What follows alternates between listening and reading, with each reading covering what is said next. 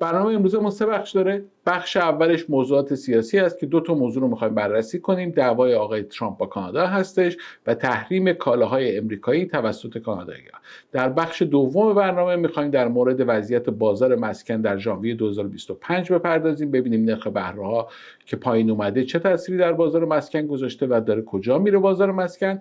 و در بخش سوم هم طبق معمول برنامه در شهر رو داریم که می‌خوایم به جرم و جنایت در شهر تورنتو بپردازیم. پس با ما باشید با مکس ماندی دوشنبه 10 فوریه 2025.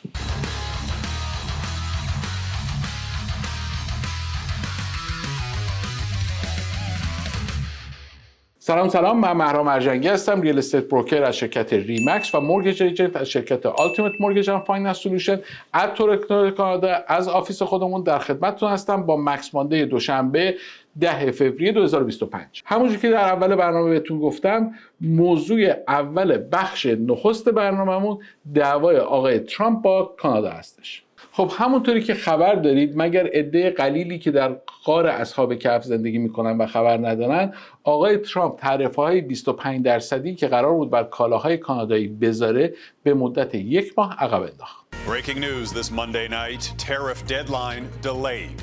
The last-minute deal between the Canadian Prime Minister and the U.S. President to avert a trade war for now. With just hours to go before U.S. tariffs were set to take effect at midnight, news of a last-minute deal to delay a potential trade war for at least 1 month. Prime Minister Justin Trudeau and U.S. President Donald Trump spoke twice by phone today. Trudeau says proposed tariffs will be paused for at least 30 days while we work together. He says Canada is implementing a $1.3 billion border plan with a list of specific measures to improve border security. That agreement confirmed moments later by Trump, who says the tariffs announced Saturday will be paused for a 30-day period to see whether or not a final economic deal with Canada can be structured. این توافق بعد از چند هفته که آقای ترودو سعی می‌کرد با آقای ترامپ تماس بگیره و آقای ترامپ جواب تلفنش رو نمیداد، بالاخره جواب تلفنش رو داد. در یک روز 2 بار با هم دیگه صحبت کردن و نتیجه صحبت‌ها این شد که 1 ماه این تعرفه‌ها رو آقای ترامپ تعلیق کرد. و اما ببینیم بین صحبت‌های این 2 نفر لابلای خطوط چه چیزایی میتونیم در بیاریم. ببینیم آقای ترودو چی گفت، آقای ترامپ چی گفت و چجوری شد که 1 ماه این تعرفه‌ها به تعویق افتاد. Trudeau says proposed tariffs will be paused for at least 30 days while we work together. He says Canada is implementing a $1.3 billion border plan with a list of specific measures to improve border security. خب همونطوری که میبینید آقای ترودو گفتش که مبلغ 1.3 بیلیون دلار بودجه اختصاص داده که مرزهای امریکا و کانادا رو کنترل کنه. خب با هم دیگه بریم ببینیم این بودجه کجا داره خرج میشه. So let's bust down this plan to see what it entails. $1.3 billion by Trudeau, 10,000 frontline personnel, new helicopters and technology to stop the flow of fentanyl, and enhanced coordination with the United States. Now, what had caught my attention in particular was something that Chris mentioned there off the top, and that's the announcement of a new fentanyl czar. What exactly that person will be doing at this point, we don't know. Canada also committing to list cartels as terrorists, ensuring 24/7 eyes on the border, a Canada-US joint strike force, also a new intelligence directive on organized crime and fentanyl worth $200 million. Now, when it comes to fentanyl, let's look at the facts. According to the US government's own data, less than 1%, we're talking 0.2%, of fentanyl seized last year came in from Canada, and almost 97% had come in from Mexico. خب همونطوری که دیدید دولت کانادا توافق کرده که 1.3 بیلیون دلار پول بذاره، حدود 10,000 نیرو بذاره توی مرزهاش. این مرزها رو در حقیقت با تکنولوژی‌های جدید هلیکوپتر اضافه کنه، با تکنولوژی‌های جدید این مرزها رو کنترل کنه و حتی این مرزها رو 24 ساعته 7 روز هفته کنترل کنه. من یه خورده تعجب کردم 24 ساعت 7 روز هفته، یعنی قبلا قرار بود مرزامون تعطیل بشه. مثلا بقالی آقای دریانی بود ساعت 4 بعد از ظهر میشد گفتن آقا ساعت 4 بعد از ظهر شد تعطیل کنیم بریم فلان یه چرتی بزنیم، یا اینکه مثلا یک شنبه ها می اومدن میگفتن که آره دیگه یک شنبه است میخوایم بریم نماز جماعت، مثلا مسجد نایاگرا فالز کل مثلا مرز رو تعطیل کنیم بریم نماز جماعت. نمیدونم خلاصه گفتن که 24 ساعت شبانه روز 7 روز هفته از این بعد مرز رو کنترل میکنیم. یعنی قبلا منگار ول بوده. به هر صورت نکته مهمش اینجاست که میگه کمتر از 1% فنتانولی که از به امریکا وارد میشه از مرز کانادا داره میاد. یعنی در مقابلش 97% از مکزیک میاد، زیر 1% از کانادا داره میاد. این رو داشته باشین چون بعد در ادامه برنامه باید بهش اشاره کنیم دوباره. حالا برای اینکه ببینیم که آقای ترامپ این برنامه رو چجوری داره میبینه، باید بریم به پست ایشون توی سوشال میدیا یا همون شبکه‌های اجتماعی تروث یا حقیقت نگاه کنیم، ببینیم که ایشون اون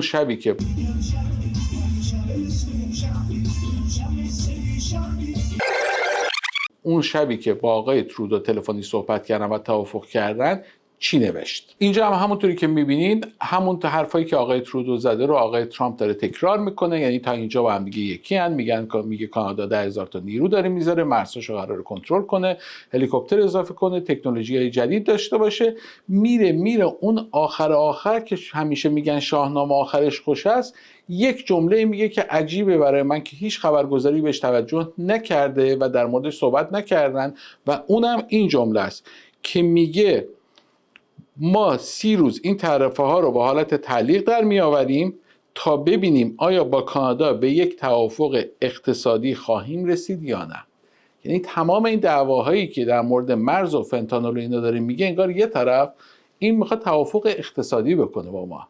حالا توافق اقتصادی چیه، مشکلش با کانادا چیه، حالا باید بریم اونو بررسی کنیم. یعنی این همه 1.3 بیلیون دلار که ما داریم خرج مرزا میکنیم و مهاجر قانونی و فنتانول و اینا، به نظر برای آقای ترامپ خیلی مهم نیست. اون توافق اقتصادی مهمه. برای همینه بهتون میگم که اگر که مشکل آقای ترامپ فنتانول بود، ما زیر 1% فنتانول امریکا رو در حقیقت از کانادا دارن قاچاق میکنن میبرن اونجا. پس نباید اینقدر مشکل مهمی باشه که با مکزیک با همدیگه باشیم. یعنی یه جایی 97% فنتانول امریکا رو داره قاچاق میکنه، یک کشور 1%، بعد هر دو تا اینا رو بخوام 25% براش بذاریم.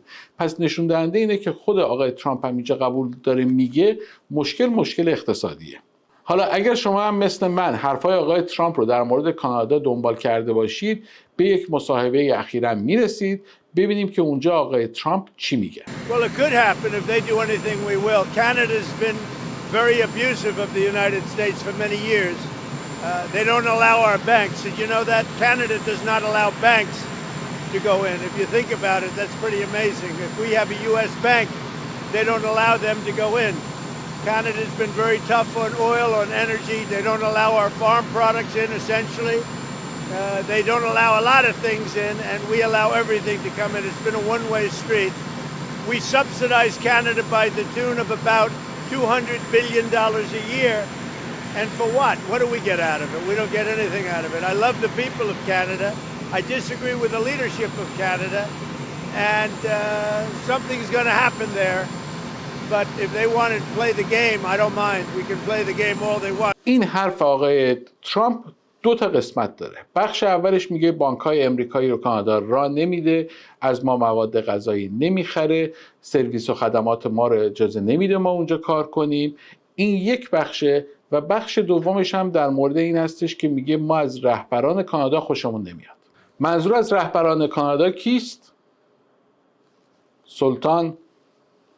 حالا بریم موضوع اولش رو ببینیم که ایشون میگه بانک‌های امریکایی رو راه نمیدن یعنی چی. یکی از مشکلات آقای ترامپ اینه که خیلی از بخش‌های اقتصادی کانادا مونوپوله، یعنی کسی راه نمیدن. مثلا توی قسمت بانکداری ما هیچ بانک بزرگ غیر کانادایی نداریم توی کانادا.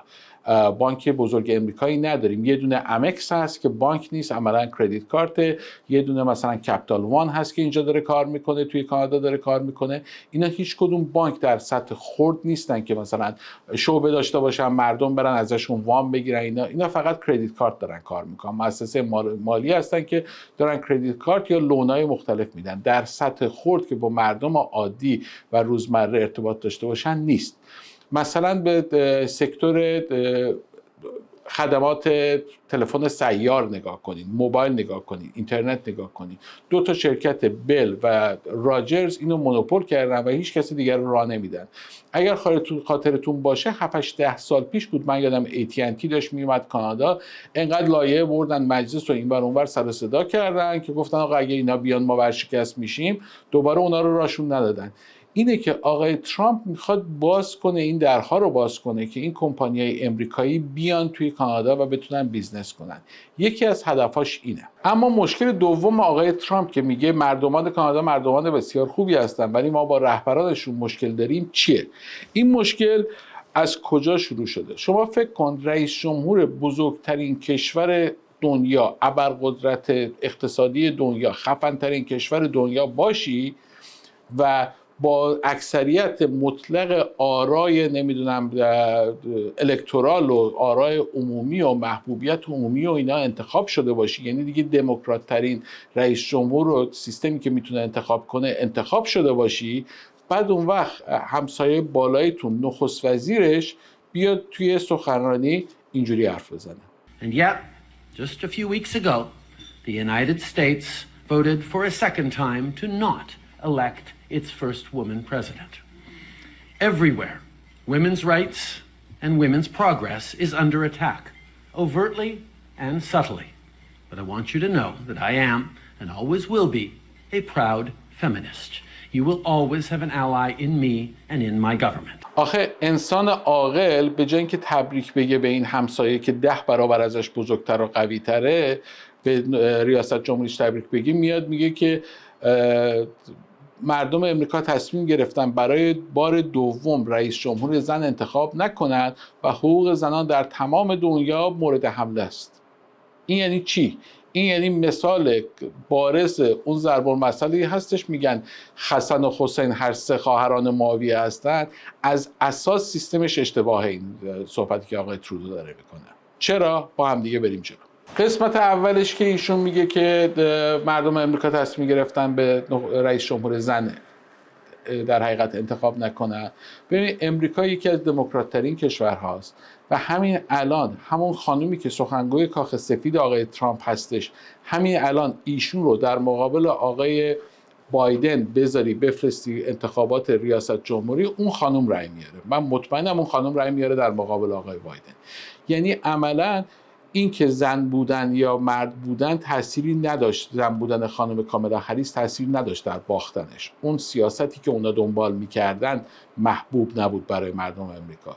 امریکا انقدر سیستم دموکراتی داره که همین الان که آقای ترامپ هر روز صبح پا میشه 200 تا فرمان اجرایی امضا میکنه، یه سری از اون فرمانهای اجرایی رو بلافاصله دادگاه‌های امریکا بر علیهش بلافاصله رأی صادر میکنن که آقای رئیس جمهور تو حق نداری این کارو بکنی، نمیتونی بکنی و باید کنسل کنی، و کنسلشون میکنن. این کشور دموکرات رو شما نمیتونی بیای بگی مردمش رئیس جمهور زن انتخاب نکردن چون حقوق زنان در دنیا مورد تهاجمه. این یعنی در حقیقت مغلطه کردن این 2 تا موضوع. جمله دوم ایشون هم که میگه حقوق زنان در تمام دنیا مورد تهاجم است. خب ما الان داریم در کانتکست انتخابات امریکا داریم صحبت میکنیم.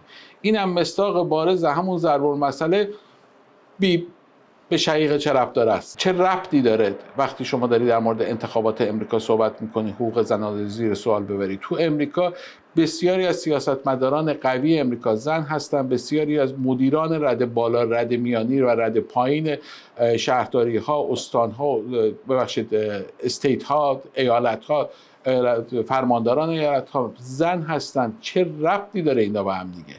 اینه که وقتی آقای ترودو این کار رو میکنه، عملا میخواد یه دهنکجی به آقای ترامپ و اون حزب و اون طرز تفکر بکنه، چون در مقابل هم دیگه هستن و اینا به گوش آقای ترامپ میرسه. آقای ترامپ هم که یک آدم قلدرمعاب نشسته اونجا، این اخبار به گوشش میرسه، این ویدیوها رو میبینه، پیش خودش میگه آسیا به نوبت شما میرسه.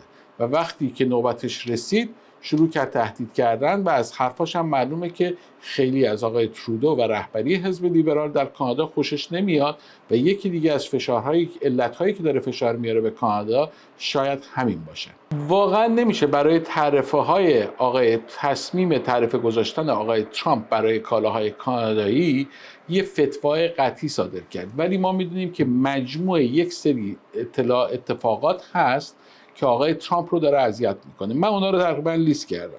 یکی از اون مشکلات کنترل مرزی است، یکیش مواد مخدره، یکی مهاجرت غیرقانونیه، یکی دولتمندان لیبرال به خصوص خود آقای ترودوه، یکی دیگه از اونها ناترازی مالی بین صادرات و واردات از کانادا، بین کانادا و امریکا هست و یک دیگه هم اون 2% سهم GDP کشور کانادا هستش که باید به عنوان عضو ناتو بر تسلیحات نظامی هزینه کنه که کانادا هنوز 1.3 توی اون عدد و هنوز به 2% نرسیده. البته آقای ترامپ داره میگه 5% بکنیمش، حالا 4% هم مال قابل قبوله، ولی دیگه حداقل 2% شما باید بیان. حالا کانادا 1.3 هست، یعنی 1.3 GDPش رو داره، 3% GDPش رو داره خرج تسلیحات نظامی و دفاعی میکنه. این تهدیدها یه حسنی که داشت این بود که مردم کانادا و تمام احزاب کانادا رو از چپ و راست گرفته، از دولت فدرال و استانی و شهرداری گرفته، همه رو با همدیگه یک صدا کرد که آقا در مقابل این تهدیدها باید وایسیم، جنس امریکایی نخریم، به جاش جنس کانادایی بخریم و سعی کنیم که اقتصاد کانادا رو حمایت کنیم و تولید کنندگان کانادایی رو حمایت کنیم با خرید در حقیقت اجناس کانادایی. اینه که ما هم در همین راستا یک آگهی درست کردیم که پخش میکنیم براتون که بیشتر بتونین جنس کانادایی بخرید.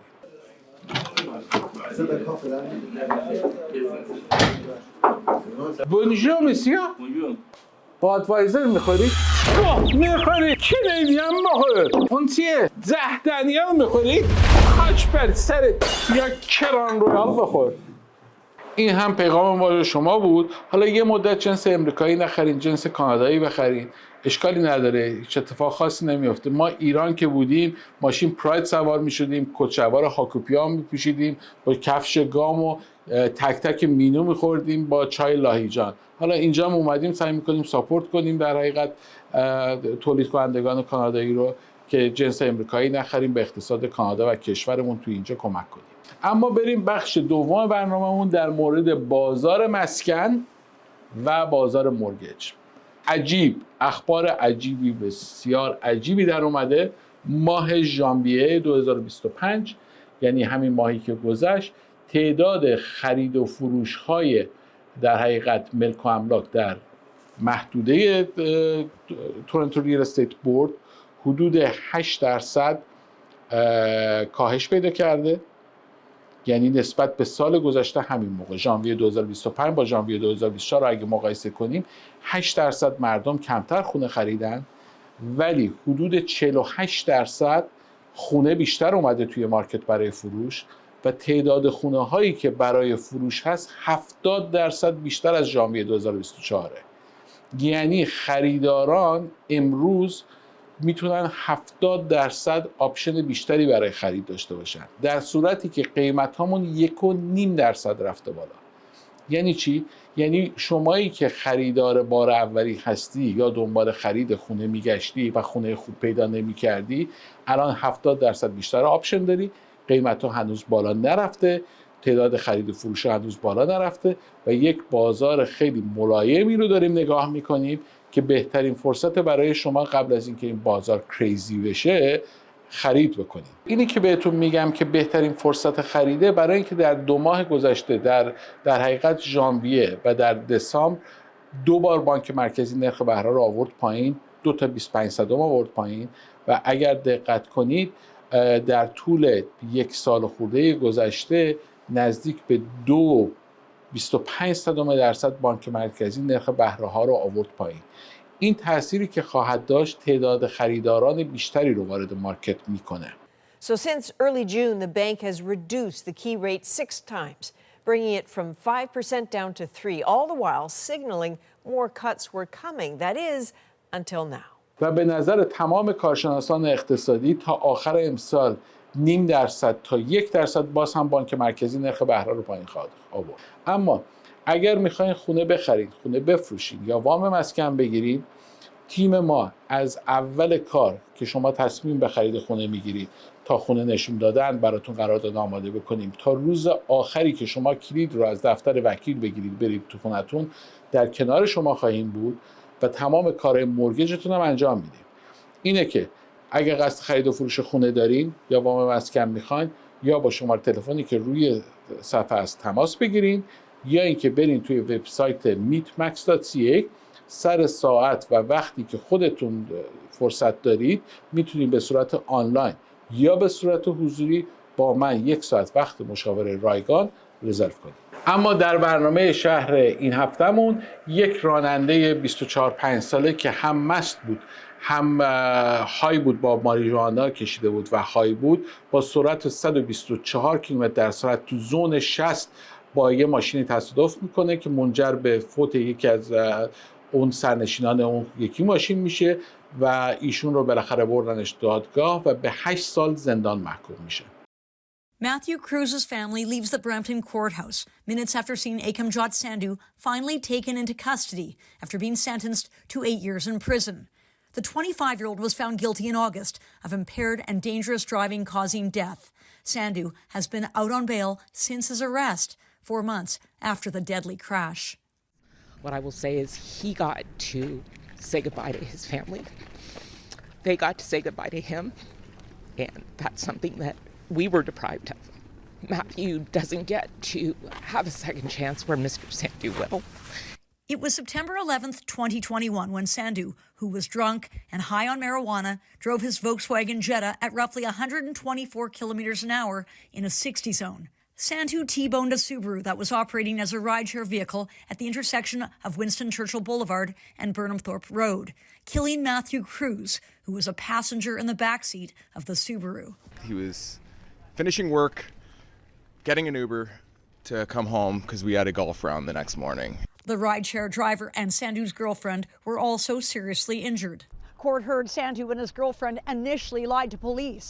They said that someone named Jay, whom they'd met that night, was driving and that they were passengers, saying that Jay ran off after the collision. It was only after Sandhu's girlfriend went to police more than 2 months later and gave a statement about what really happened that investigators were able to charge Sandhu. Sandhu's now ex-girlfriend was a witness for the Crown. The Cruz family says she was the only one who showed any remorse. خلاصه اگه این برنامه رو دوست دارین برای دوستاتون بفرستین. به من گفتن که نگو سابسکرایب کن، نگو اینجا نمیدم برای دوستاتون بفرست، نگو لایکش کنین. هر کی دوست داشته باشه خودش لایک میکنه. خب خودش هم به تبلیغ دیگه. اگه دوست داشتین خودتون لایکش کنین، خودتون سابسکرایبش کنین. تا هفته آینده خدا نگهدار.